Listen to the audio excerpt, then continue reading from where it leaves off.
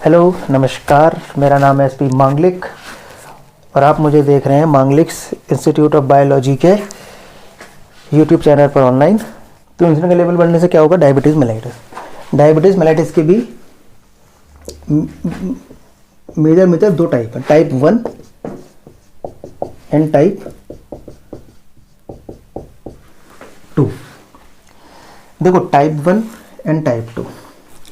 Type 1 में क्या होगा कि हमारी पेनक्रियाज में अल्फा सेल्स भी नॉर्मल होंगी, डेल्टा सेल्स भी नॉर्मल होंगी, एफ सेल्स भी नॉर्मल होंगी, ठीक है।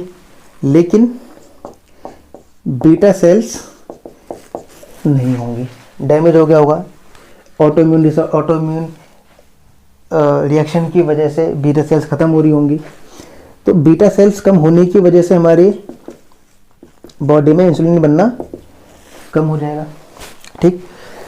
तो टाइप 1 डायबिटीज मेलाइटिस में क्या हुआ कि alpha delta F cell normal है, बीटा सेल खत्म हो रही है, जिसकी वजह से इंसुलिन बनना कम हो रहा है।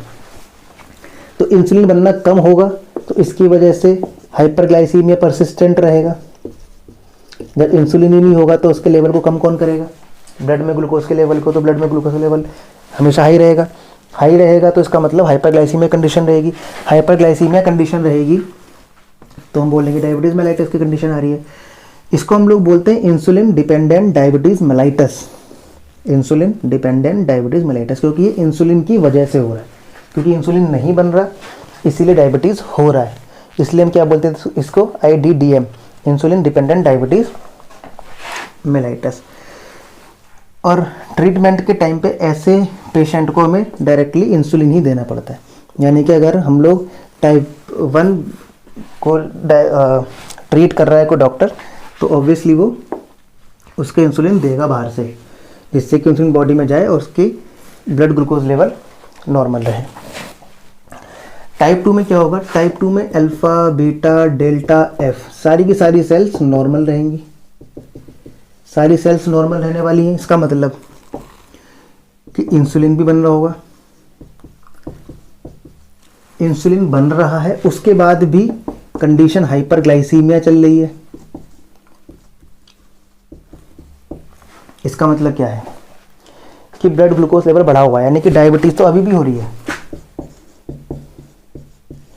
लेकिन ये डायबिटीज इंसुलिन की वजह से नहीं हो रही है। तो उसको क्या बोल देते हैं? Non insulin dependent diabetes mellitus.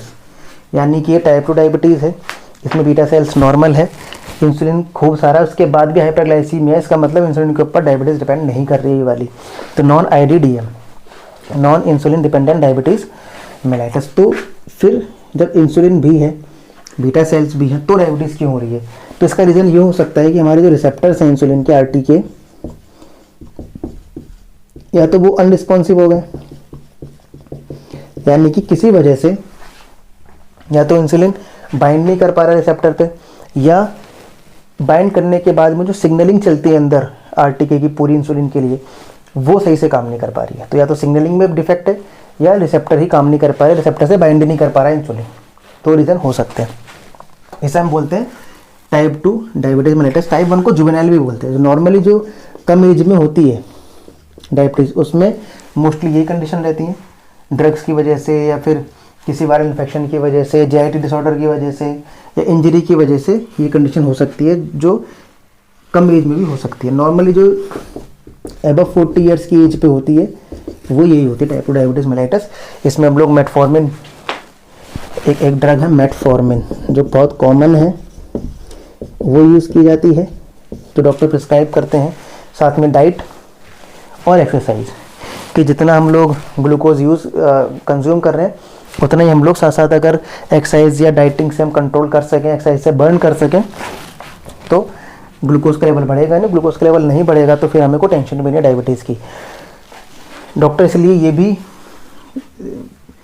ये डाइटिशियन ये भी बोलते हैं कि खाना डायबिटीज़ के पेशेंट को या किसी को भी नॉर्मली बहुत ज़्यादा नहीं खाना चाहिए एक साथ, थोड़ा थोड़ा खाए, गैप पे खाएं, जिससे कि ब्लड ग्लूकोज लेवल बहुत तेज़ी से ना बढ़े। थोड़ा खाएंगे, थोड़ा बहुत बढ़ेगा, उसको हम यूज़ कर लेंगे, फिर थोड़ा खाएंगे, फिर बढ़ेगा, फिर उसको यूज़ कर लेंगे, तो लगातार कंट्रोल में रहेगा। बहुत ज़्यादा एक साथ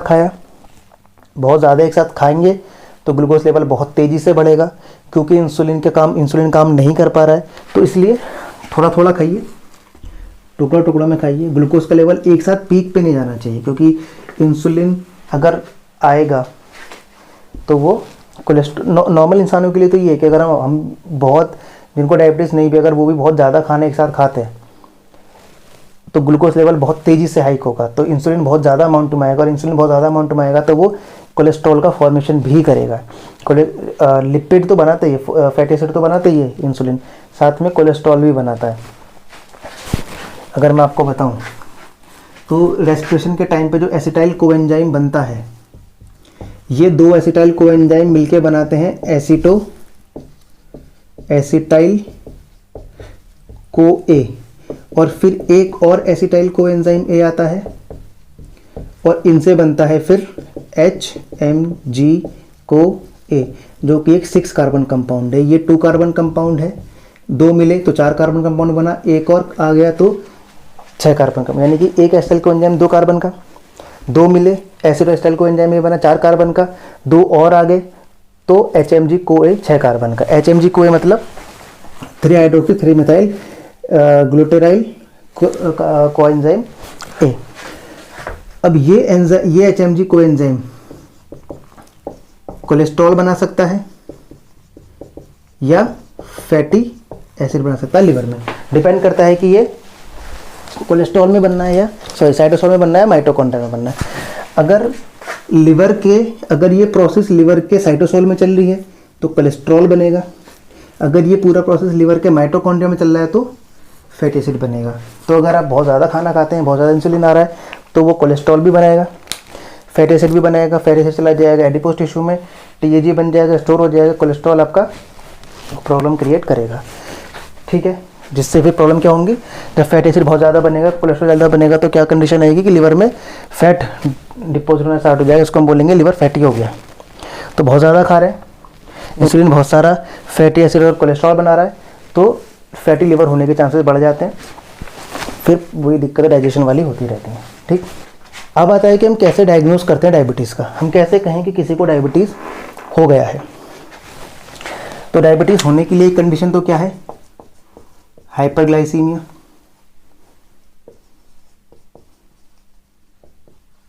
यानी कि आपने क्या काम किया, आपने एक किट लेके आए, ब्लड निकाला, किट चिप पे लगाया, रीडिंग आ गई, मान लिया 200 रीडिंग आ गई, तो इसका मतलब हाइपरग्लाइसीमिया कंडीशन चल रही है। हाइपरग्लाइसीमिया चलने का मतलब ये हम लोग ये कह दें किसी को कि तुमको डायबिटीज़ हो गया, तो ये सही तरीका नहीं। अकेला हाइपरग्लाइसीमिया इंडिकेटर नहीं है डायबिटीज़ का, कुछ और एडिशनल साइंस एंड सिम्टम्स होते हैं जो अगर हैं तब हम बोल सकते हैं कि हाँ इसको डायबिटीज़ मेलाइटस है। और वो क्या है, पॉलीयूरिया एंड पॉलीडिप्सिया। अब पॉलीयूरिया पॉलीडिप्सिया क्या है ये सुनो। किडनी सुनिए, ठीक है, किडनी है, किडनी में हमारे नेफ्रॉन्स हैं, नेफ्रॉन्स में हमारे ये स्ट्रक्चर है जो देखी होगी सबने कभी ना कभी, ये नेफ्रॉन, ठीक, इसको हम बोलते हैं ग्लोमेरुलस, इसको हम बोलते हैं बोमेंस कैप्सूल, ये है पीसीटी, ये है लूप ऑफ हेनले, ये है डीसीटी और ये है कलेक्टिंग डक्ट। ठीक, ये है नेफ्रॉन की स्ट्रक्चर। सपोज करो हमारे ब्लड में ग्लूकोज लेवल सपोज करो 400 चल रहा है, यानी कि हाइपरग्लाइसीमिया है। ठीक, तो इसकी वजह से क्या फ़र्क पड़ेगा, ब्लड घूमता घूमता जाए किडनी के पास में, नेफ्रॉन में फिल्ट्रेशन के लिए, यूरिन फॉर्मेशन होनी है, यहाँ से ब्लड फिल्टर हुआ और आया बोमेंस कैप्सूल में। अब इसके अंदर सपोज करो 400 mg के करीब में क्या है, ग्लूकोज है। ऑब्वियसली नहीं होना चाहिए, ठीक है, पीसीटी में आया, पीसीटी से रीअब्जॉर्ब हुआ 180 mg। 180 mg उसका नॉर्मल लेवल दिखाया गया है, ये हम बोलते हैं कि 180 mg तक है तो नॉर्मल है। 180 mg टर्म आई कहाँ से? 180 mg यहीं से आई है, क्योंकि पीसीटी से 180 mg ही ग्लूकोज का रीअब्जॉर्प्शन होता है। तो क्योंकि 180 mg ही होता है तो हम बोलते हैं कि 180 mg एक नॉर्मल ग्लूकोज लेवल है। अगर इतना है तो हम बोलेंगे कि हाइपरग्लाइसीमिया नहीं है। लेकिन प्रॉब्लम थी कि हमारे पास 400 mg था, 180 mg निकल गया, तो अभी भी यहाँ पे कितना बचा? 220। अब ये 220 यहाँ से निकला और ये पहुँच गया लूप ऑफ हेनले में। लूप ऑफ हेनले की जो ये आर्म है, डिसेंडिंग आर्म, इसमें से नॉर्मल कंडीशन में वाटर का रीअब्जॉर्प्शन होता है। लेकिन वाटर का रीअब्जॉर्प्शन होने के लिए कंडीशन क्या है कि अगर पढ़ा होगा कि अगर दो सिस्टम है, यहाँ पर वाटर की कंसंट्रेशन ज़्यादा है, यहाँ पर वाटर की कंसंट्रेशन कम है, या हम ये बोलें कि यहाँ पे सॉल्यूट ज़्यादा है, यहाँ पे सॉल्यूट कम है, तो वाटर कहाँ से कहाँ मूव करेगा? वाटर अपनी हाई कंसंट्रेशन से मूव करेगा लो कंसंट्रेशन की तरफ। यानी कि जहाँ सॉल्यूट ज़्यादा है वहाँ से वाटर बाहर नहीं आएगा, बल्कि वहाँ की तरफ वाटर मूव कर सकता है। नॉर्मल कंडीशन में क्या होता था कि यहाँ पे 180 mg तक रीअब्जॉर्ब होकर यहाँ पे ग्लूकोज का लेवल बहुत कम रहता था या होता ही नहीं था, तो यहाँ से वाटर का रीअब्जॉर्प्शन होता था, क्योंकि जो ये एरिया है, यहाँ पे जो ब्लड है यहाँ पे कंसंट्रेशन ज़्यादा रहती थी ग्लूकोज की इसके कंपैरिजन में, तो यहाँ से वाटर निकलता था और एब्जॉर्ब कर लिया जाता था वापस से। लेकिन अब कंडीशन क्या है कि यहाँ पे कंसंट्रेशन कम है, यहाँ पे कंसंट्रेशन ज़्यादा है ग्लूकोज की, तो कंडीशन क्या आएगी कि यहाँ से वाटर का जो रीअब्जॉर्प्शन होना था वो अब नहीं होगा। और वाटर का अगर रीअब्जॉर्प्शन नहीं होगा तो ये एज इट इज़ यहाँ से बाहर निकलेगा और अल्टीमेटली बहुत सारा ग्लूकोज और बहुत सारा पानी यूरिन की फॉर्म में बाहर निकलेगा। अब जब बहुत सारा वाटर रीअब्जॉर्ब नहीं हो रहा है तो सारा यूरिन की फॉर्मेशन में जाएगा, और यूरिन फॉर्मेशन होगा तो यूरिन भी ज़्यादा बनेगा, यूरिन ज़्यादा बनेगा तो इसको हम बोलते हैं पॉली यूरिया, यानी कि पॉली मतलब ज़्यादा, यूरिया मतलब यूरिनेशन। तो अगर हाइपरग्लाइसीमिया है और किसी को डायबिटीज़ एक्चुअल में है तो उसमें हाइपरग्लाइसीमिया के साथ में पॉलीयूरिया भी दिखना चाहिए, क्योंकि रीअब्जॉर्प्शन के बाद भी इतना ग्लूकोज बच गया कि उसने वाटर को रीअब्जॉर्ब नहीं होने दिया और सारा का सारा वाटर लूप ऑफ हेनले के थ्रू पहुंच गया कलेक्टिंग डक्ट में और यूरिनेशन बहुत ज़्यादा होने लगा। इसको बोलते हैं पॉलीयूरिया। पॉलीयूरिया हो रहा है, इसका मतलब अभी भी हमारे ब्लड के अंदर ग्लूकोज का लेवल हाई है। ग्लूकोज का लेवल हाई होने का मतलब क्या है कि हमारा जो ब्लड है वो हाइपर ऑस्मोलर ब्लड है, क्योंकि उसके अंदर नॉर्मल से ज़्यादा ग्लूकोज है। यहाँ पे एक बात याद रखना कि यहाँ पे बहुत सारा ग्लूकोज और बहुत सारा वाटर है, तो जो यूरिन बनेगा उसमें ग्लूकोज भी होगा प्रेजेंट, और ऐसे यूरिन को हम बोलते हैं ग्लाइकोज यूरिया। ऐसी कंडीशन को हम क्या बोलते हैं? ग्लाइकोज यूरिया।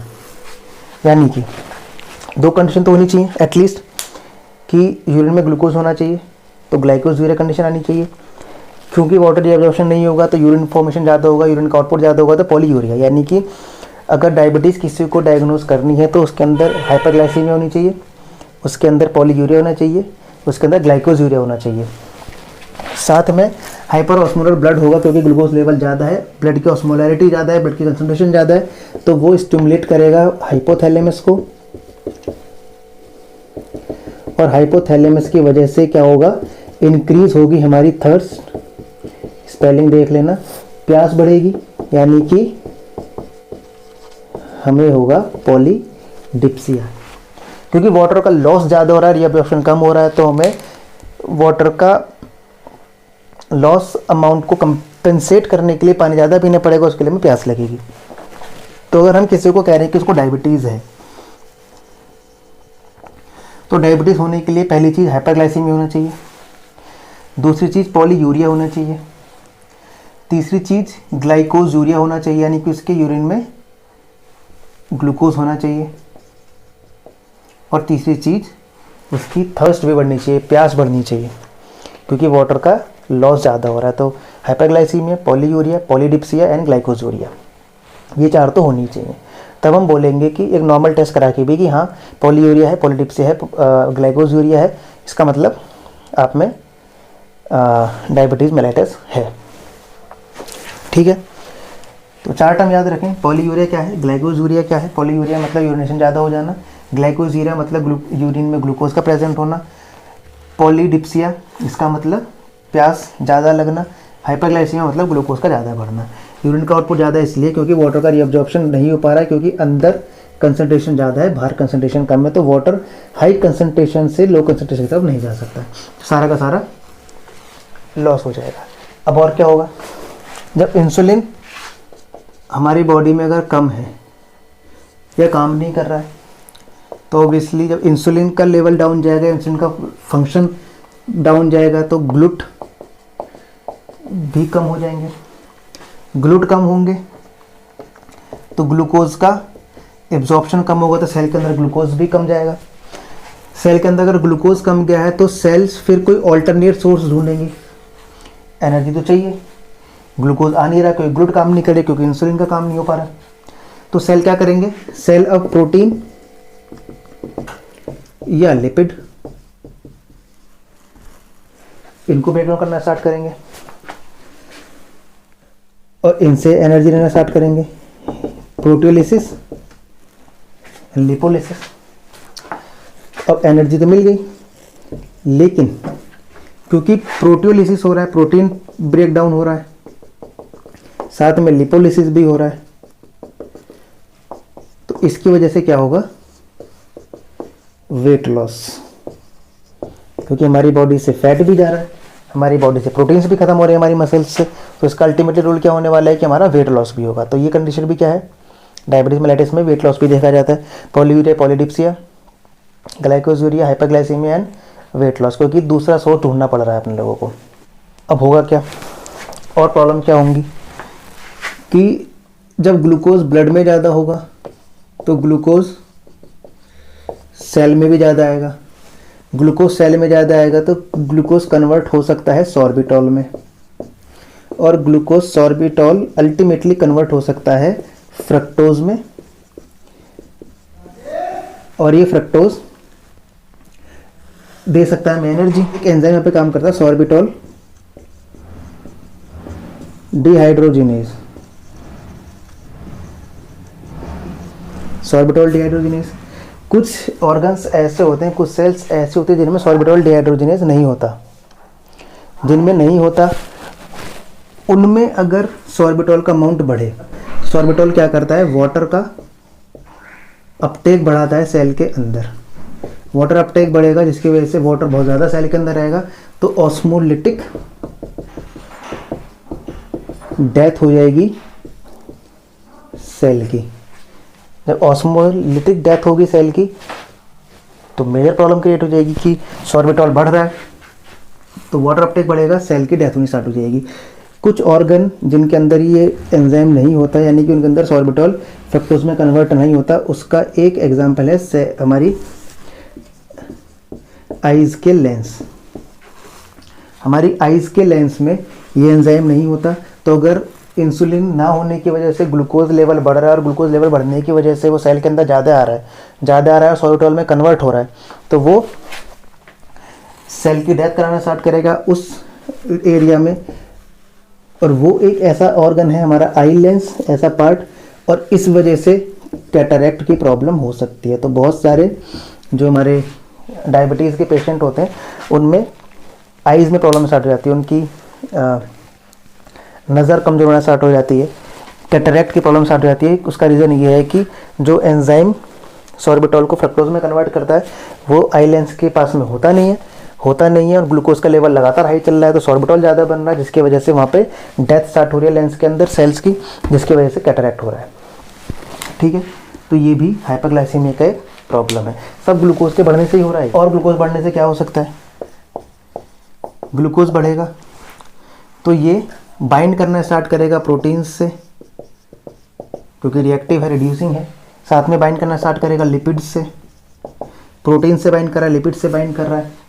तो ये क्या करेगा, जो हमारी ब्लड वेसल्स हैं उनमें जाके ये एग्रीगेट, जो ग्लूकोज का और लिपिड्स का एग्रीगेट बनेगा, ये जाके जगह जगह डिपॉजिट होना स्टार्ट हो जाएगा। और इस डिपोजिशन की वजह से ब्लड का फ्लो रुकेगा, गैसेस एक्सचेंज नहीं हो पाएगा। जो इस रीजन की सेल हैं यहाँ पे गैसेस एक्सचेंज नहीं हो पाएगा, तो एक सेल डेथ होनी स्टार्ट होगी। ब्लड फ्लो नहीं हो पा रहा तो ऑक्सीजन का फ्लो भी कम हो जाएगा, जिसकी वजह से प्रॉब्लम्स क्या हो सकती हैं, कार्डियक डिजीज़ हो सकती हैं काफ़ी ज़्यादा, स्ट्रोक का प्रॉब्लम हो सकता है। हाइपरग्लाइसीमिया कंडीशन की वजह से कई बार क्या होता है कि कार्डियक डिजीज़ तो हो रही है, स्ट्रोक्स भी आ रहे हैं और आपके कैटरैक्ट्स भी हो रहे हैं। हाइपरग्लाइसीमिया क्या करता है, जो हमारे न्यूरॉन्स होते हैं उनके ऊपर जो माइलिन शीथ होती है इसको भी डैमेज करना स्टार्ट करता है, जिसकी वजह से इनका न्यूरॉन्स का फंक्शन भी अल्टर होता है। ये एक इंसान है, मनुष्य, ये इसके हाथ हैं बटरफ्लाई जैसे बन गए।